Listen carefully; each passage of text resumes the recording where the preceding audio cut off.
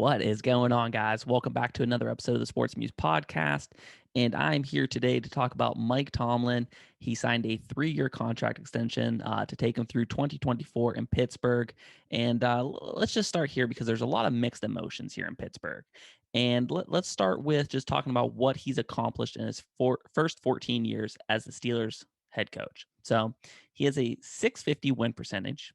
Okay. He's coached for 14 years. He has the most wins ever by any head coach ever in the first 14 years of his career. 145 wins. He has one Super Bowl. He's been to another Super Bowl and lost it. He's won 2 AFC championship games. He's 8-8 in the playoffs. He's never had a losing season. When we look at that, he has 9 seasons of 10 plus wins. 9 out of 14 is not too bad when it comes to 10 plus wins. So when we look at those things, still a lot of Steeler fans aren't big on Mike Tomlin. Okay. So what I try to think about is I try to compare him to another coach that people, unequivocally say he's a great coach. And that's Sean Payton. So Sean Payton's also, he's been in the league a year longer, but he got suspended this season for Bountygate. So he also has 14 years under his belt. So when we look at those two, Tomlin actually has 2 more wins than Sean Payton. He has 1 less playoff win. They both have a Super Bowl, and Tomlin's been to 2. Payton's only been to 1. So we look at, Sean Payton, and he's unequivocally great coach, fantastic coach. We know this, okay?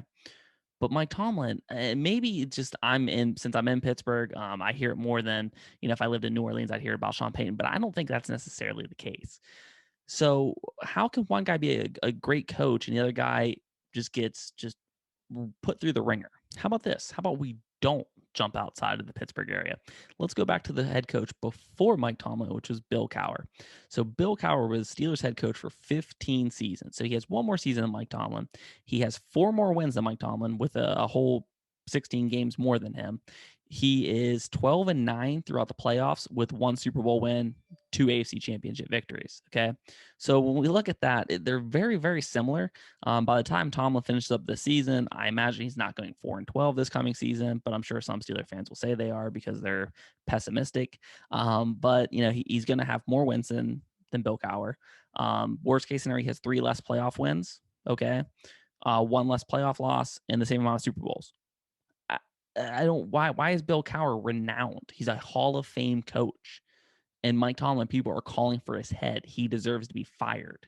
I just don't understand those 2 bases. Like, I appreciate you guys clicking on my video, but if you're someone who just outright thinks Mike Tomlin should get fired, you're wrong. Okay. And please drop in the comments. Let me know why you think I'm wrong. Okay. Or if you think I'm right, let me know that you agree. But I don't think I understand that. I don't think we're grateful enough. Okay. I understand that, we've had Ben Roethlisberger his entire tenure. Okay. But Sean Payton's had Drew Brees his entire tenure. Okay. So, again, I hate to go back to the New Orleans thing, but we're comparing 2 great coaches. But one, like I said, gets the love, the other one gets hated on. So I mentioned that Mike Tomlin has 145 career wins. There are 20 coaches all time that have more wins than him. Only 4 of those coaches have a better win percentage than Mike Tomlin. And that is Bill Belichick, the GOAT, Paul Brown, Don Shula, and George Halas.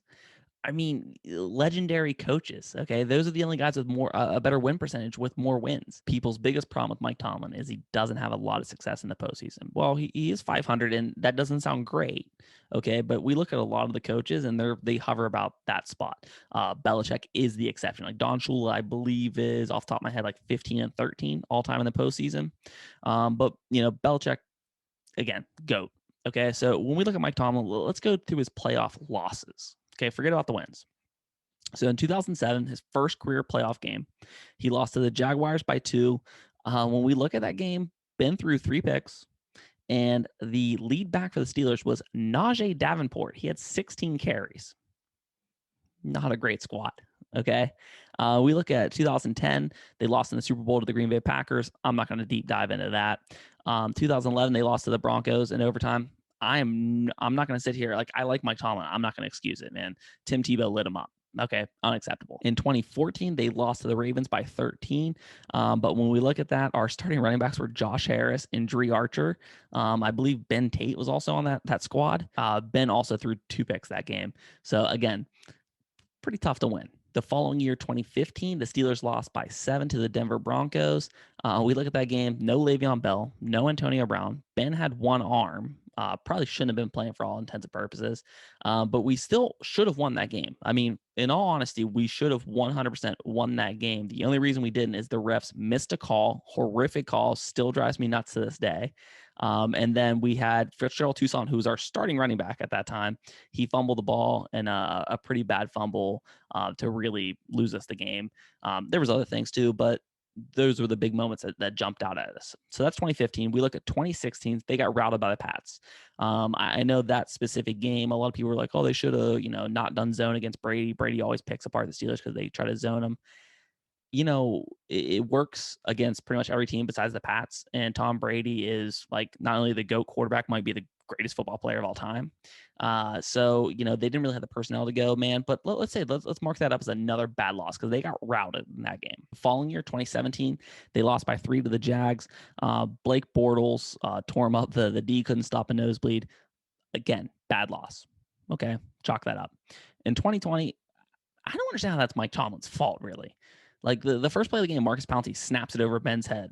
Like, I mean, what are you supposed to do? Ben threw 4 picks, I believe. I mean, 5 turnovers. What? Like, I don't understand how that's a coaching issue. You can say they're not prepared, but they're also professional athletes. So at that time, like I don't know if necessarily that's the big excuse. I get he's a player's coach. He's supposed to be raw. He's supposed to get the guys on there. But I think there's this common misconception. Like, Mike Tomlin's a player's coach, but he does know X's and O's. Like we do know he was a defensive coordinator in Minnesota. We do know he was a DB coach for Tony Dungy. Like we do know Mike Tomlin. I mean, Cam Hayward's come out several times and say Tomlin changes up, makes all the halftime adjustments. So I think he does know the X's and O's, and I think we just try to write him off because we try to belittle the guy. I did just see Tim Benz said something along the lines of like, if you try to argue against Tomlin's career, you're going to lose. But you look over the past like 5-10 years or whatever, he hasn't had a lot of success. 10 years, probably a bit drastic, but over the last 5, yeah, they've probably underachieved a little bit. And I get that. It would have been really nice to play in a Super Bowl when you had Ben, Brown, and Bell.